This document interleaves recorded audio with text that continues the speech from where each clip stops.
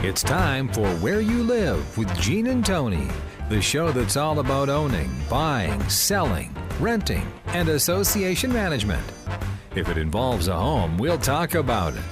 Here's your chance to get your homeowner questions answered. From the Concierge Landscape Studios, here's Gene and Tony. Needed the shelter of someone's arms, and there you were. Needed someone to understand my ups and downs. Good morning and welcome to Where You Live with Gene and Tony. I'm Gene Sullivan. And I'm Tony Crockett. How are you this fine day? I'm great. Do you think fall has arrived? Yes, it has. And I know we were just talking before we started here. I'm looking forward to at least a couple more times getting out on the golf course. I hope that you can. And you not so much, though. No, I don't golf. No. But you caddied. One time I caddied for my mom, and we laughed so hard we almost didn't make it through the course. So that was that was my one experience. Your one experience, Yeah. huh? Well, hey, folks, it's great to have you with us. This is Where You Live with Gene and Tony. We are broadcasting from the Natural Green Lawn and Landscape Studios. Remember, Natural Green is a locally owned and operated lawn and landscape care company. Their mission: to use the most environmentally sensitive products available to keep your lawn and landscape looking lush, beautiful, while still healthy for both people and pets. Whether you choose from their organic program or their traditional program, rest assured, they are always using horticulturally sound principles for great results. Give them a call at 763-213-2410. We're also brought to you this hour by Extreme Exteriors and American Family Insurance, the Kim Bennett Agency. We've got some great stories we're going to be covering today, a little bit later on the show. We're going to be talking about in Louisville, Kentucky, there was a murder, not one, but a double murder that took place with a homeowner against the board of directors. Oh, Lord. Oh, man, just awful stuff. Yeah. And even though we're going to be talking about that horrible incident, a good note, looks like housing prices are starting to come up. Sales are starting to get a little bit better. We're going to talk about the real estate market. But before we get to any of those stories, it is time for Property Management in the News.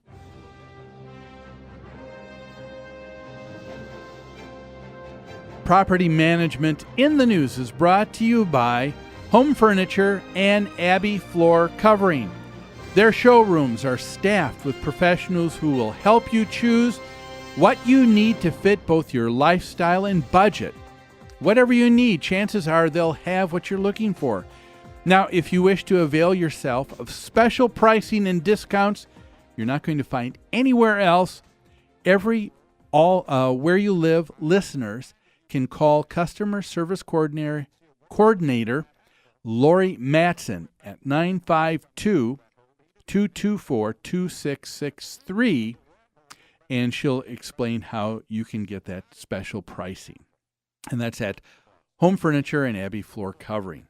Well, let's go into our first story here. And this comes from San Antonio, Texas, from KSAT Channel 12 News, an ABC affiliate.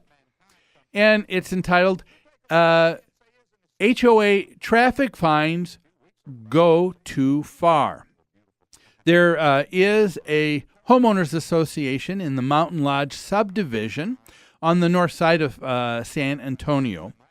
And a number of neighbors are complaining that the homeowners association has gone too far. They have some rules and regulations in place about driving and parking and handling your vehicle in the association. Now, in all of their rules, the first time a driver is caught breaking any of the rules they have there, they're first sent a written notice and a certified letter in the mail. Now, if the driver is caught a second time, they will be sent another letter, and there's a $50 fine. If there's a third violation, that goes to $100.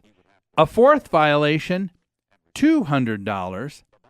And after 4 times, the policy states that person could be banned from driving in the neighborhood for a period of 6 months. Now that went a step farther than any other policy I've read. I have never heard of that before, going that far. In essence, they're trying to revoke your license, at least while you're in the homeowners association. Is that right? Yeah. Now, the way one of the first questions that would come to my mind, Tony, is that how do you actually take the time to enforce it? I mean, that's parking is a big item in a number of homeowner associations. And over the years, I mean, how many times have we had a board of directors who have turned to us and they've said, so-and-so's parking in the guest parking, and we got to get a notice out to them right away. We got to get them towed.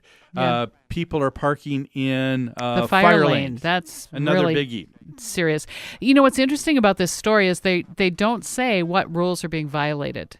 They don't say it's parking rules. They kind of imply that it's moving violations they're talking about. Yes, they don't do. They? Mm-hmm. But they don't specify what they're talking about. I don't know that they have someone with a radar gun out there checking for speeding or you know what I'm saying. Yeah. That would get a little complicated. But so they must be also talking about parking, don't you think? Yes, but here's how they don't have a radar, or they don't have a camera. Here's what they do have. The policy, the article says, is enforced by off-duty county sheriff deputies. Okay, all right. And the deputies are hired and paid by the HOA. And the HOA is an all-volunteer HOA. So we're talking about a self-managed association, not one that's professionally managed. And so the way they've chosen to do this is to pay off-duty law enforcement to be able to take care of this. All right. Now, they also state that these tickets and fines aren't on the state driving record for the driver, but the fines are paid directly to the HOA. So what do you think about this? Do you think they've gone too far, Gene? I wonder, but before I address that, I wonder if these off-duty sheriffs or law enforcement people are in uniforms. I would imagine they probably are. I know there's some rules about that. Do they have to be in uniform? I don't think that someone probably would, but if someone wasn't in a uniform, I don't know that they would probably carry the same credibility when someone's waving you down to stop. Yeah, I'd be interested to hear from a police officer or a law enforcement officer, because I thought even when they're moonlighting, when they're taking, for example, a security job outside of their normal law enforcement job, they have to wear their firearm and they have to wear their uniform. That's what I thought too. So I'm wondering if in this case they have to. I would imagine so, and that's probably why in the article they say that they want to emphasize that all the money went to the HOA and this didn't go to the county or the municipality where they were.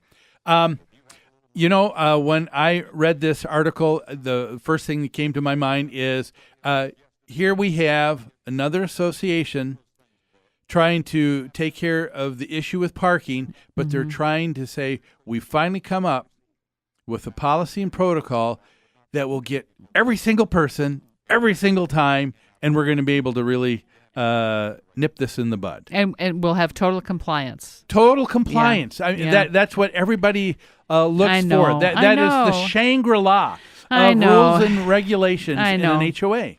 I get it in rental property too. I have an owner who we met with this summer when he was in town looking at his property, and we talked about kids playing in the halls and kind of causing a mess, and people propping the back door open, and he gave us a little lecture about how people should be raising their children and how children should be told that they can't operate. And I finally had to say, we cannot speak to other people's children that way. Do you understand that? And it kind of took him by surprise. I said, we don't speak to or raise other people's children. Our relationship is with the adults who have signed the lease contract, and we can enforce rules with them. So he was kind of disappointed. He was kind of over that. disappointed because he thought if we came up with the right rules and we were rigid enough and helped these people raise their children, we wouldn't have these problems. Yeah, before we really start addressing this, one thing I want to stress with our listeners, there is nothing. Stop it. Stop it if you think there is anything that you can write, anything that you can do that's going to get you 100% compliance. You need to rethink that. You need to rethink that. That is, I think, what is wrong with a lot of laws. It's part of what we see with some of the ridiculousness with what's called PC, or politically correct now. And when you say you have zero tolerance, zero tolerance is another word for basically 100% compliance. Yeah. And that's just not going to happen. I think rules are important. I think people need to know what's expected of them.